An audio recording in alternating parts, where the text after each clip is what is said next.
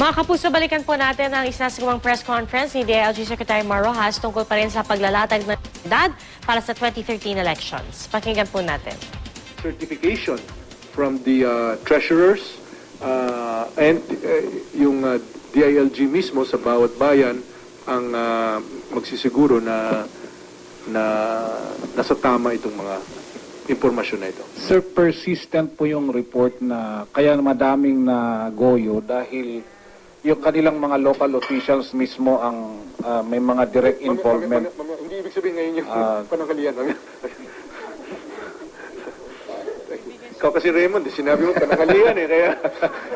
Thank you. Sir, yung persistent yung report na may mga maraming na biktima dahil yung mga local officials nila mismo ay involved. Mayroon ba kayong sinasagawang investigasyon at tutukuyin kung sino yung mga local officials na involved dito? Thank you, sir. Ito na lang sabihin natin, no? Yung investigation ng NBI at ng PNP, walang sasantuhin. We will follow the thread of evidence wherever it may lead. There are about, right now, 8,000 registered victim complainants. Ang estimate is up to 12,000.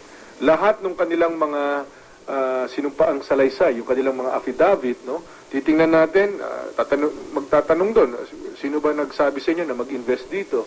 Kanino nyo binigay ang pera? Sino yung parang tinatakbuhan ninyo kung may problema, etc. Bakit ninyo naisip na ito si Pepe Juan Maria, kung sino man ang tagapangasiwa nitong operation na ito or naging recruiter nitong operation na ito? So, susundin namin lahat ng ebidensya at papanagutin natin kung sino dapat managot. So, thank you, Raymond. And based on my list, the last question from Alvin Baltasar, KTV4.